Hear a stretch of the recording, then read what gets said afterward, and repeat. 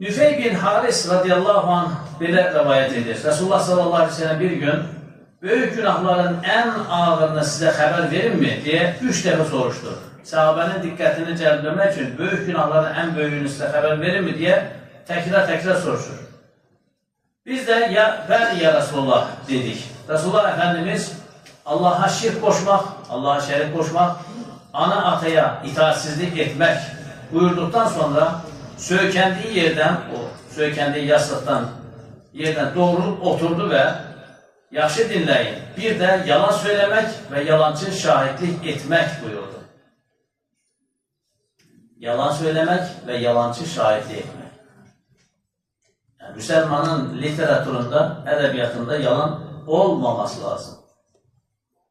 Yalan ayaq tutar, amma yeriməz, həqiqət günəşdir, bax, heç vaxt sönməz deyir.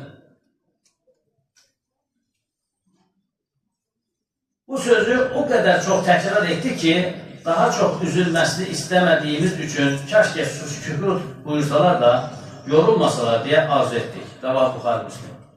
Yəni, yalanın müsəlmanın ədəbiyyatında yeri yox, lüğətində yeri yox.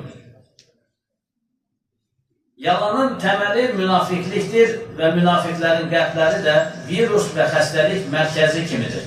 Cenab-ı Hakk'ın o yalancı münafiqlərə hazırladığı aqibət də ancaq acıqlı bir əzabdır. Ayət-i kərimdə buyurulur, onların qəlblərində bir xəstəlik vardır. Allah da onların xəstəliyini çoxaltmışdır. Fi qulubihim məradun fəzədəhumullah mərada. Qəlblərində xəstəlik vardır, Allah xəstəliklərini artırmışdır. Söyləməkdə olduqları yalanlar səbəbi ilə də onlar üçün acıqlı bir əzab vardır.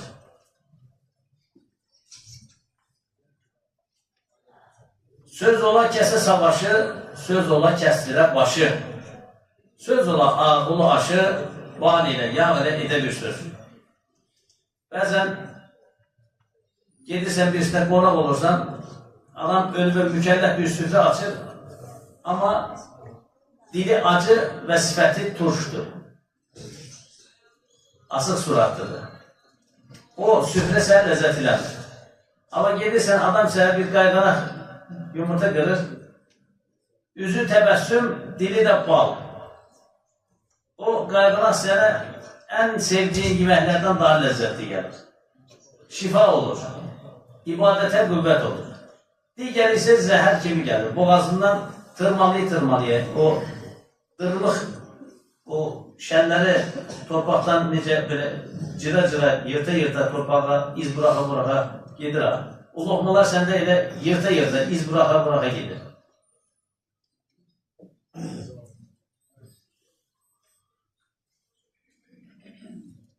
Faniləri fani alqışlara aldanmamaq.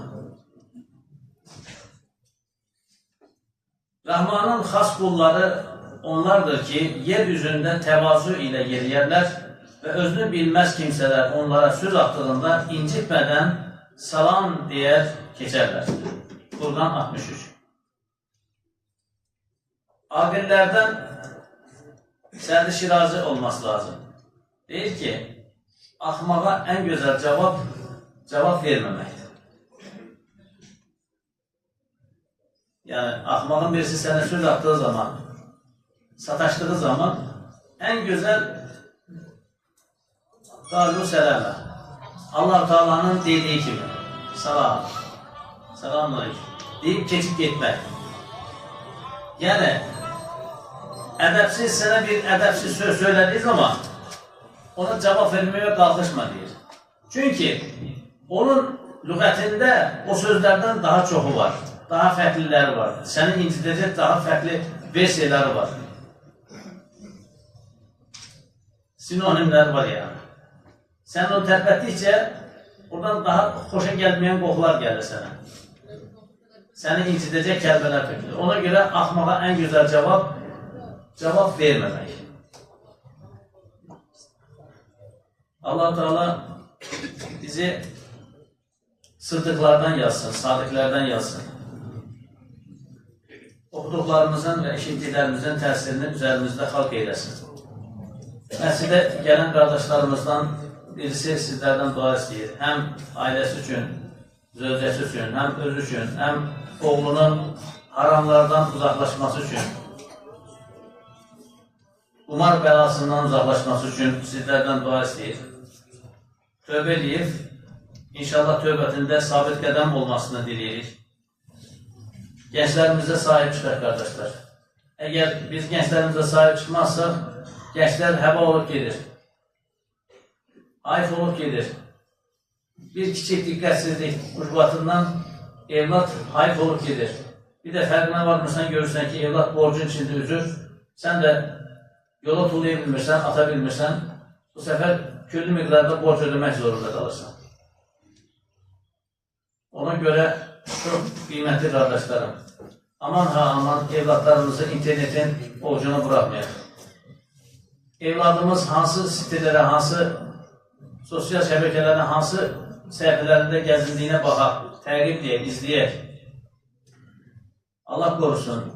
Çox əcayib tariqətlərə, əcayib yollara qoşulub, ən sonunda imtihanla nəticələnən vakalar var, hadisələr var. Allah qorusun.